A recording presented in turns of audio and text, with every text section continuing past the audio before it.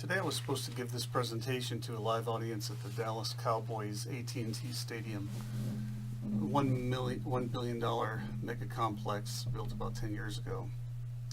However, they can't host a Skype or WebEx or Google Hangout, which, considering AT&T's the sponsor of the stadium, is really pretty remarkable. So I'm going to make a Kenny Cool video series just to show you what I've prepared. It's supposed to be the Tableau keynote presentation about how speed in the NFL leads to success. So I'm going to switch over to the presentation and get started with it. So to begin with, this presentation I'm going to give is a football related, NFL related presentation, and the way it came about was interesting. The presentation itself wouldn't have happened if I hadn't been given permission from the NFL to give the presentation. The data that's been provided to me, however, I can't show, and I can only show examples of derived information from it. So the work I completed was for this competition, and I had limited time to do the work. I worked about 20 hours on the project during the holiday season of 2018. I had to sneak work in whenever possible because it was the holiday season, and my main mission was to spend time with the family. So the competition was called the Big Data Bowl, and it's an inaugural analytics contest to explore how NFL game data could be used to gain insights about the NFL. So the game data really came in four pieces. It came in play data, player data, game data, and tracking data. And this table shows that the play data had 27 variables with 14,000 records.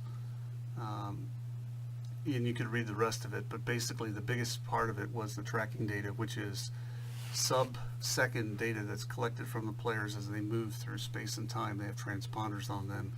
And so you could see there that there was over 346 million pieces of data that formed that portion of the data set. So they give you the data in basically with some R functions, and then what I did is I used Tableau and Alteryx to do the processing. And so this was the Alteryx workflow that I built, a couple workflows, a batch macro, and some other things to do some things like to do multiple levels of aggregation at various levels of detail, and some time series analysis. So this was the workflow that brought together those four independent data sources. So to start with, I'm going to show you 12 or 14 different types of visualizations that I tested to see what could lead to insights. So for example, this is just a plan view graphic showing Tom Brady in a game of the Patriots versus the Chiefs on September 8th, 2017. This shows Tom Brady's movement and his use of speed as the quarterback. You can see that he stays within the pocket. He doesn't go outside the hash marks pretty much. He uses his speed as he can. But basically he's between the hash mark kind of quarterback. You can compare that to someone else. A different quarterback would have a very different pattern. Now, this data comes from the beginning of the year 2017, and it only includes 6 weeks of game data. Now, when you consider that, you can do a lot of different things with the data, and so I'm just going to scan through some examples, a lot of which I used Dallas Cowboys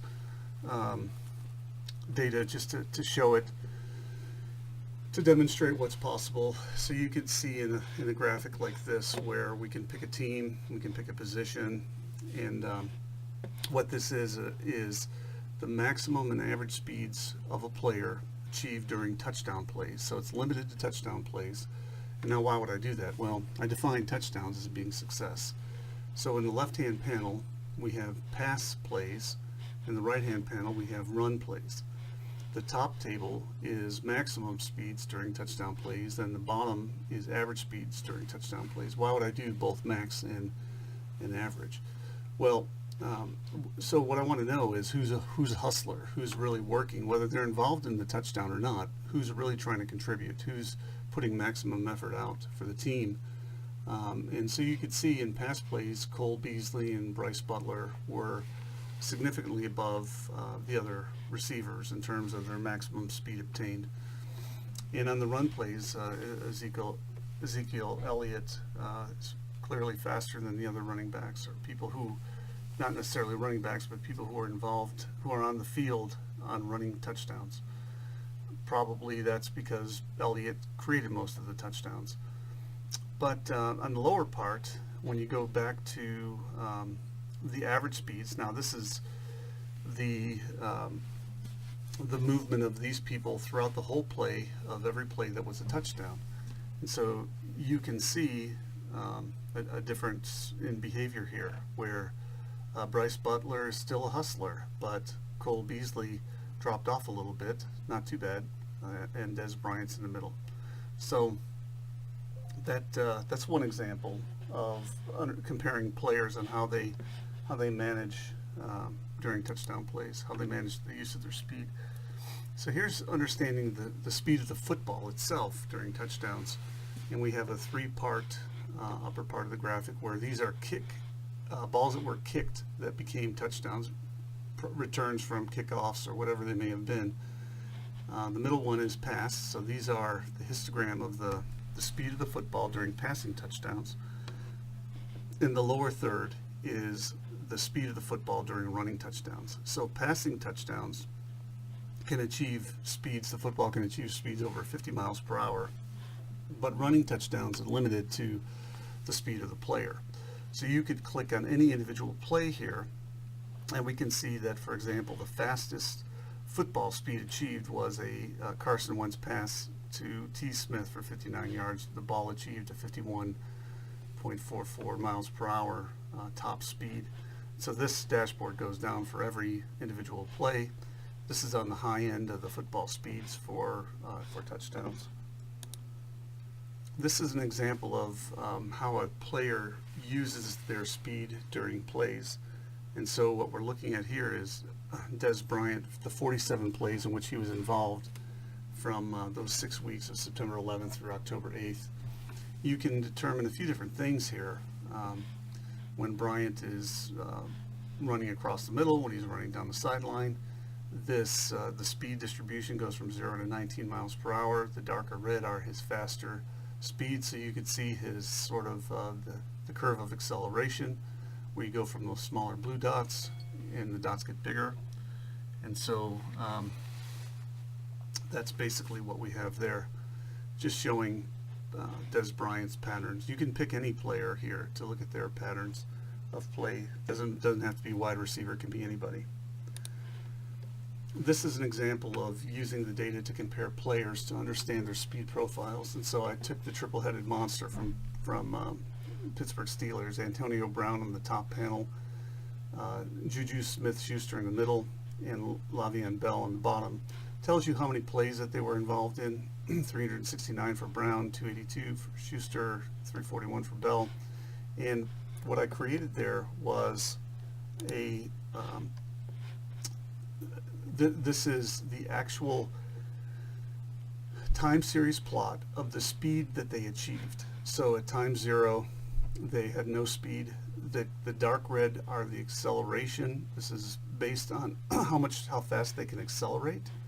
So actually calculated the acceleration of every player, of every portion of this speed curve. And so you have acceleration showing the color of it, of the thing. So if it's red and orange, that means they're accelerating. If it's blue, they're decelerating. So you can see how long it takes the player to achieve top speed. You can see what their average speed is, and then when you compare these three, you see virtually there isn't much difference. The only difference is the wide receivers are about a mile and a half mile per hour faster than Le'Veon Bell. But they all get up to top speed, the average top speed, in about 3.5 seconds. So sometimes the wide receivers have these longer patterns that go out for 10, 12 seconds or longer, but basically they look a lot alike. And so when Schuster and Brown are being compared, you can almost say that really their performance, the way that they run their routes, is about the same. So this is example 5 of how does team speed relate to success. And what's interesting in the left-hand panel are the teams that did not make the playoffs. On the right-hand panel are the teams that did. So at the time that this was created after 6 weeks, I wrote in here, I did a data blend of the records at that time, and so we see that the Buffalo Bills was the fastest team. They had 3 wins out of the first 6 weeks. Their ultimate record was 9-7, and they had a top team speed of 6.07 miles per hour. They made the playoffs. Seahawks, Browns, and Titans were the next 3 fastest teams. They didn't make the playoffs. And then there was a cluster of 5 out of 6 teams that did make the playoffs. Then you drop down towards the midline, and one of the interesting conclusions here is the 2 slowest teams, 5.47 and 5.49, that'd be the Patriots as the slowest and the Eagles as the next slowest. They both made the Super Bowl.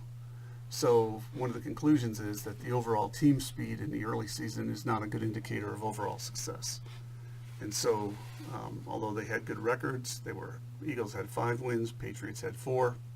They were amongst the slowest teams in the league at that time. The next example is how does player speed relate to team success? So this is a picture of all the Bears players and the number of plays that they played.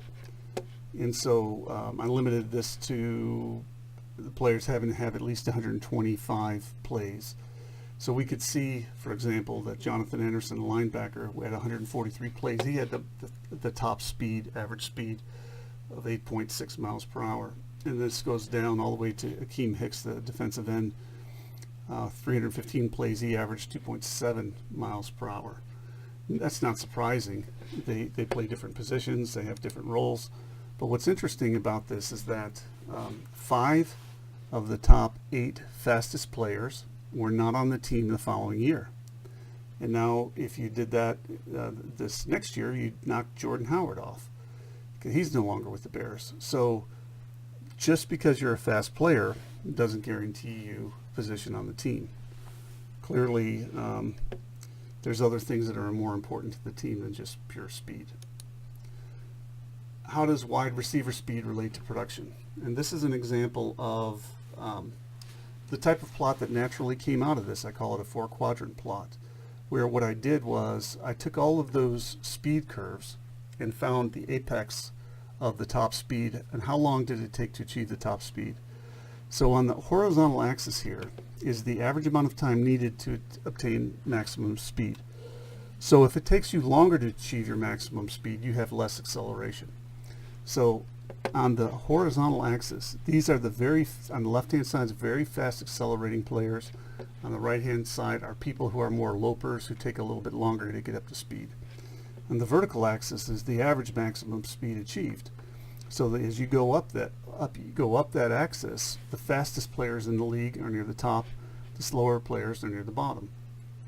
But what's interesting is when you do take the averages of each, you get this 4-quadrant plot.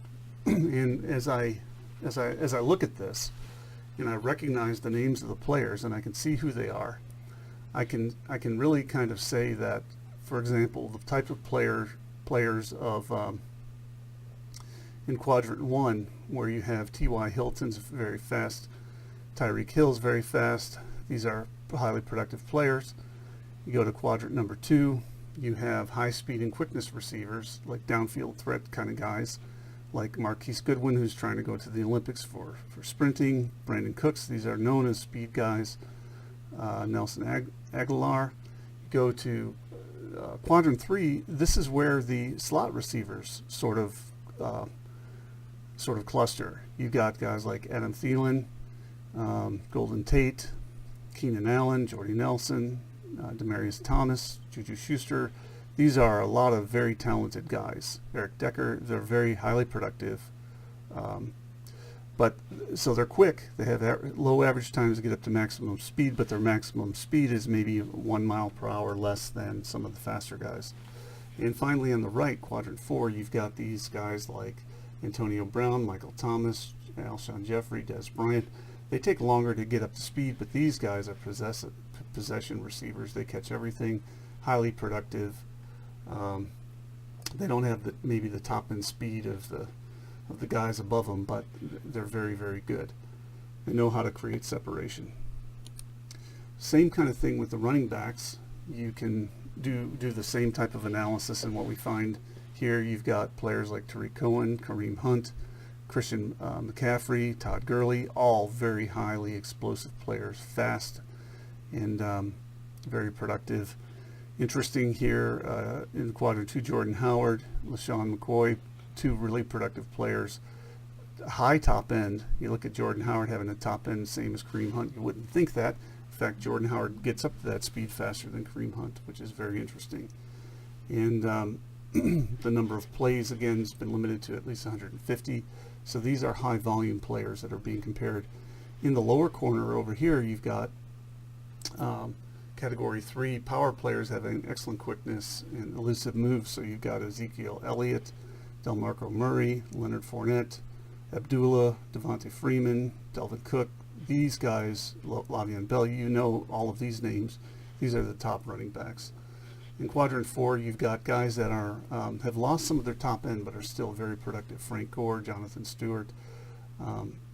These guys, long careers, so they take a little longer to get up to speed, and their top end isn't as much, but they're still very productive too. That's why they're still playing.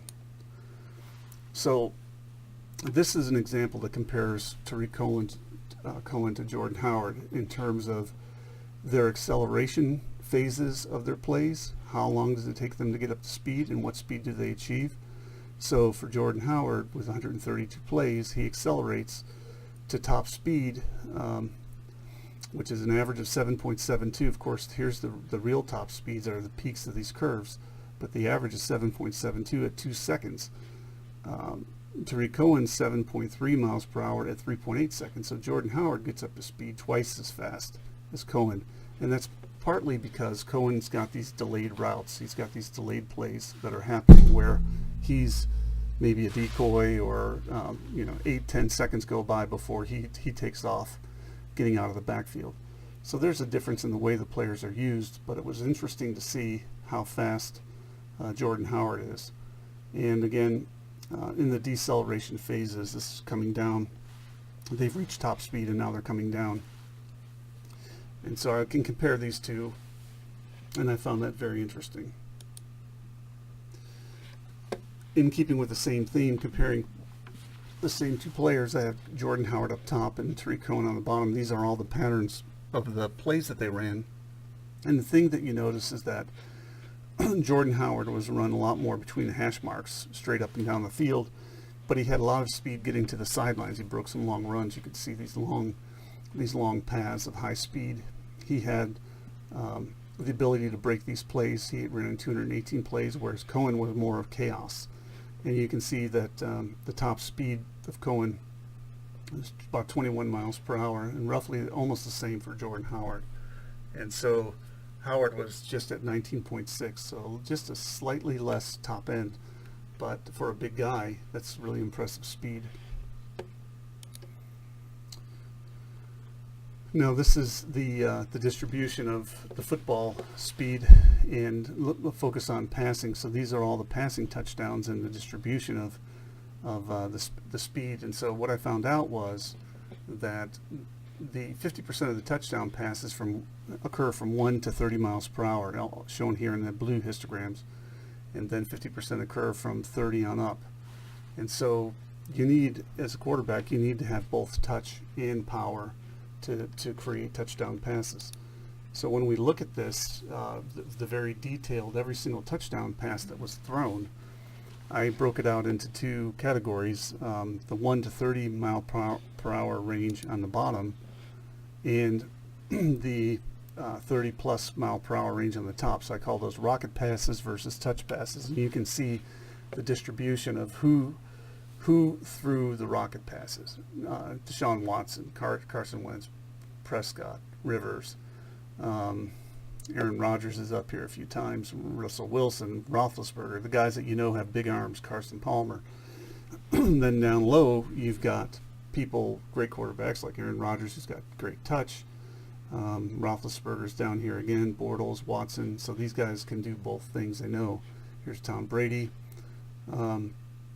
And so this naturally could lead to the type of evaluation of, for example, who was successful. So in this case, Derek Carr had the highest average velocity of 43 miles per hour and an average play length of 20 yards for 8 TDs. And Matt Ryan achieved 6 TDs with an average play length of 30 yards at 33 miles per hour. So those are the two leading quarterbacks. And so again, looking at the distribution of this, it's interesting. If you want a long play length, if you want to have a long touchdown pass, you got to have a rocket pass. Very few slow speed passes lead to long touchdowns. That's one of the observations there. Same thing with running. When we take all the running touchdowns, we can see the maximum football speed rising.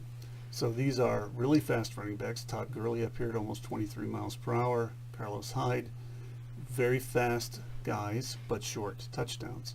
If you're going to have a long running touchdown, this red line dictates the speeds that you need to achieve for various long touchdowns. And so what's interesting is Leonard Fournette had these long touchdowns, and he's achieving speeds of over 22 miles per hour there, about 22 miles per hour there. Big guy, very fast. But you can see the names of these guys, Cordell Patterson. These are known speed burners that are able to break the long play. If you can't run at least 17 miles per hour, then you're not going to create a touchdown longer than 30 yards, according to this data. Now, there could be a fluke, but basically, you've got to be able to get up to 18, 19, 20 miles per hour to break the long ones. So 71% of the rushing touchdowns are less than 10 yards, so that's why they're clustered over here. That's where 7 out of 10 touchdowns come from, less than 10 yards. And then you've got this cluster of these high-speed, long game breakers that showed they have the capability of doing this. And I think we're almost done now with this one's kind of an interesting one. This is this average speed of, or the average maximum speed of a quarterback. So finding again the peak speed of every play that they ran and taking the average of that and looking at the quarterbacks. And so this is with respect to years of experience. So Tom Brady, and again, this is in 2018, he had at the time 18 years of experience. He's near the slower end of 5.2 average top speed, whereas all the way on the right-hand side is an outlier, Mitch Trubisky, who was a rookie at the time, at 8.5, almost 8.5 miles per hour, which is more than 1.1 miles per hour faster than everybody else. But he was a rookie, and he tended to jump out of the pocket a little earlier than needed and ran for his life. He's running a little scared. I think his number would look a little different in the second year. But as you can see, there's a general trend that as time goes by, quarterbacks tend to slow down a little bit. They go from more on the right-hand side to more on the left-hand side. It's not a really perfect correlation because you've got some great athletes here. All of these guys are great athletes. Josh McCown, for example, at 16 years, he's still as fast as some of the young guys. So lots of cool stuff. There's a lot of other things that could be done with this. There were many other things I tried, including this link here is an animation of a play. I can animate any of these plays. There's a lot of insights to be gained. Other data could be brought in to do this, to learn more about NFL data and how speed leads to success. But those are just some of the examples that I was able to create given the time that I had to work on it. So thanks for listening. Talk to you later.